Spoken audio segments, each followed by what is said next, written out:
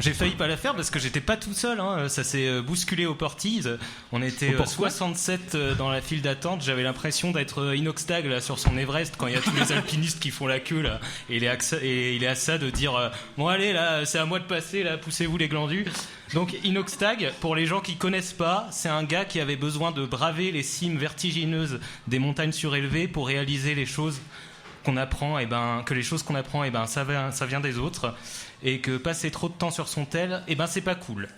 Tenez-vous bien, l'année prochaine, il va courir un marathon dans le Sahara sans assistance à reculons pour nous apprendre en fait que la crème solaire, c'est mieux quand il fait chaud. Enfin bref, je vais pas passer 15 ans là-dessus. 15 ans, vous l'avez. Ah oui. Car aujourd'hui, nous fêtons les 15 ans de la finale de la saison 3 de Secret Story, tout à fait, mais surtout de la matinale de 19h. J'avais Gap à Interville, tu vois, donc vraiment, voilà, presque. Aussi l'apparition et la disparition du chanteur Stanislas, mais ça n'a rien à voir. C'est pour ça que j'ai dit, je vais pas passer 15 ans là-dessus. Voilà ce que ça donne de travailler tout l'été sur une transition. Encore une preuve que le travail est la clé de la réussite. Alors, mon petit plaisir coupable à moi, c'est de fact-checker, pardonnez le néologisme. J'ai donc quand même voulu vérifier la matinale à 15 ans. Info ou intox ? J'ai donc fait ce qu'on appelle dans le milieu des renseignements de haut vol une recherche Google. Si vous n'avez pas regardé le bureau des légendes, normalement, vous ne connaissez pas. En tant que tracker de génie, j'ai tapé la matinale de 19h archive. Et là, rien. À la bonne heure, me dis-je alors. Oui, parce que j'aime bien les histoires comme celle que je suis en train de vous raconter en ce moment, qui combinent à la fois une tension insoutenable et des dialogues ciselés.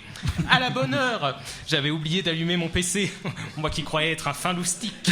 Pas de panique. Je procède à l'allumage du PC et je tombe sur un site étonnant. Pas de panique. Je procède à l'allumage du PC. Non, ça je l'ai déjà dit. Je relis mes phrases, le niveau de professionnalisme toujours. Hein. Donc le site, on peut y aller, www.radiocampus.fr/émission/la-matinale-2-19-heure/point- et je me rends à la page 136 pour connaître la date de la plus ancienne émission, et là je vois 24 juin 2014. Ah ah! Bien pris, qui croyait pris la main dans le sac, qui croyait prendre. C'était pas il y a 15 ans, ça. C'était il y a 10 ans, 2 mois et 28 jours. Vous me prenez pour une truffe de la pire espèce ?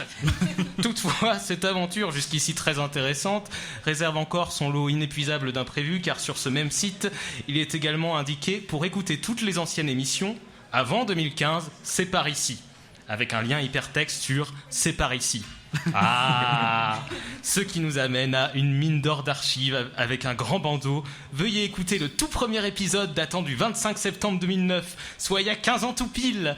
Un enregistrement rare, un document. Non, je déconne, on tombe sur impossible de se connecter au serveur à l'adresse archive.radiocampusparis.org. Nous n'arrivons pas à trouver ce site préhistorique, etc. Voilà, donc ce lien hypertexte arrangé avec les trucs qui existent encore mais dont on se demande à quoi ils servent, à côté des lettres de motivation de la série Emily in Paris et de l'animateur de télévision Arthur. Bref, cette émission est donc une dangereuse manipulation. Là, faut imaginer que si j'avais enlevé mes lunettes, je serais en train de les remettre en affichant un air grave, sérieux et tout, mais bon, ce serait étonnant que j'enlève des lunettes qui sont déjà mises. Bref, donc cette émission est une manipulation construite sur la base d'aucune preuve matérielle, aucune trace ADN, aucune empreinte digitale et aucun relevé téléphonique ne permettant d'affirmer la date exacte de son premier épisode à ce jour. Eh bien, l'enquête continuera. Merci Sébastien. Qu'on peut applaudir. Mais ça date